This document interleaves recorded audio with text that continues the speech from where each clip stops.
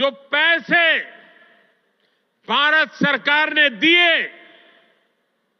ये दिल्ली में ऐसी सरकार बैठी है जिसको दिल्ली के बच्चों के भविष्य की परवाह नहीं है। जो पैसे शिक्षा के लिए भारत सरकार ने दिए,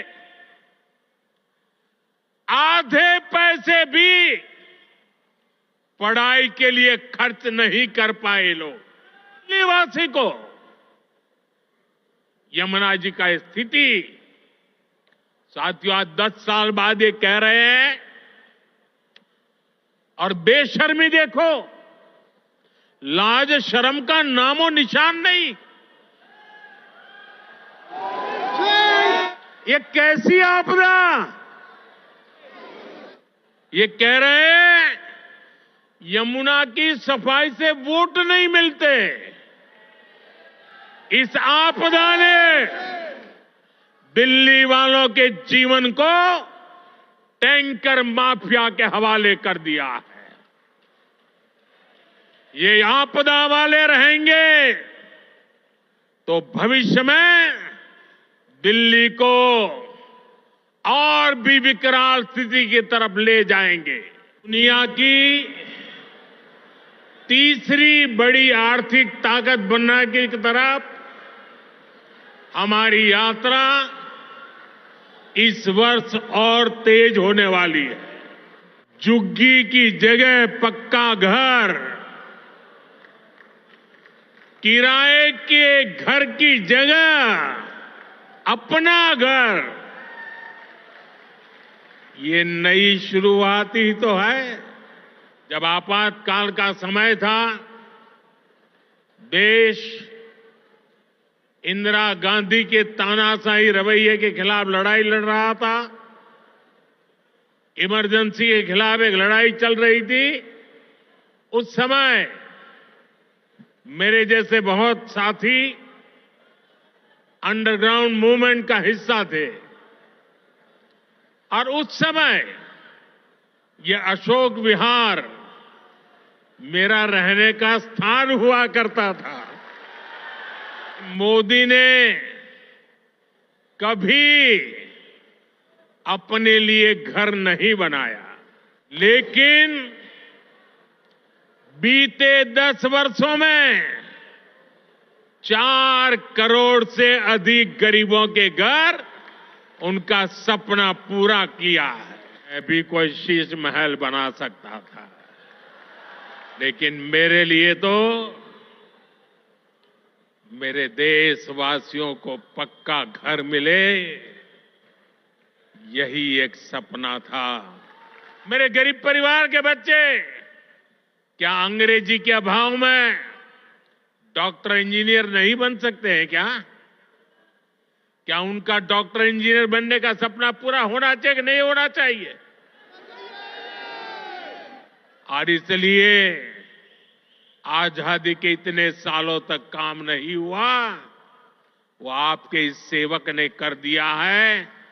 अब वो अपनी मातृभाषा में पढ़ करके डॉक्टर भी बन सकता है, इंजीनियर भी बन सकता है, और बड़ी से बड़ी अदालत में मुकदमा भी लड़ सकता है।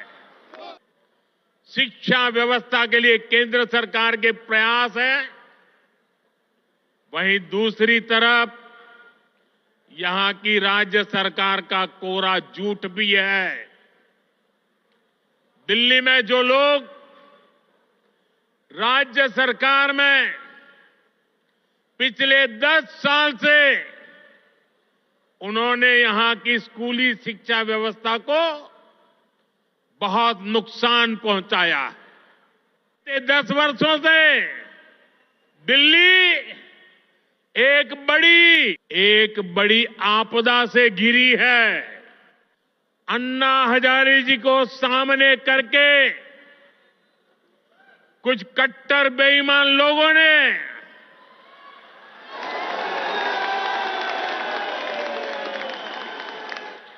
दिल्ली को आपदा में धकेल दिया। शराब के ठेकों में घोटाला, बच्चों के स्कूल में घोटाला, गरीबों के इलाज में घोटाला, प्रदूषण से लड़ने के नाम पर घोटाला, भर्तियों में घोटाला। आप आपदा बनकर दिल्ली पर टूट पड़ी है।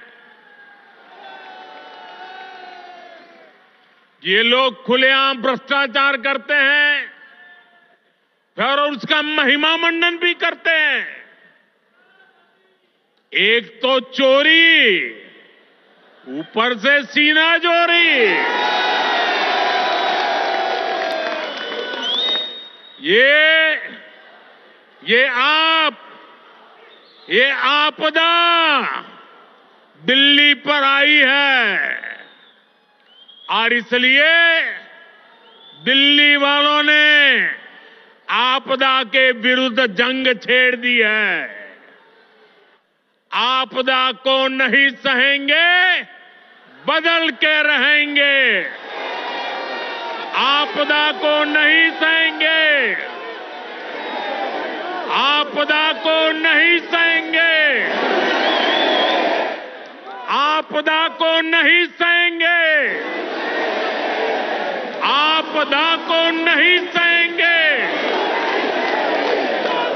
दिल्ली को जिस आपदा ने घेर रखा है, उसके पास कोई विजन नहीं है। ये कैसी आपदा है? इसका एक और उदाहरण हमारी यमुना जी है। यमुना नदी, अरे वोट नहीं मिलेंगे तो क्या यमुना को बेहाल छोड़ देंगे? यमुना जी की सफाई नहीं होगी तो दिल्ली को पीने का पानी कैसे मिलेगा? दिल्ली में भाजपा का मुख्यमंत्री बनते ही प्रधानमंत्री सूर्यघर मुफ्त बिजली योजना और तेजी से लागू की जाएगी।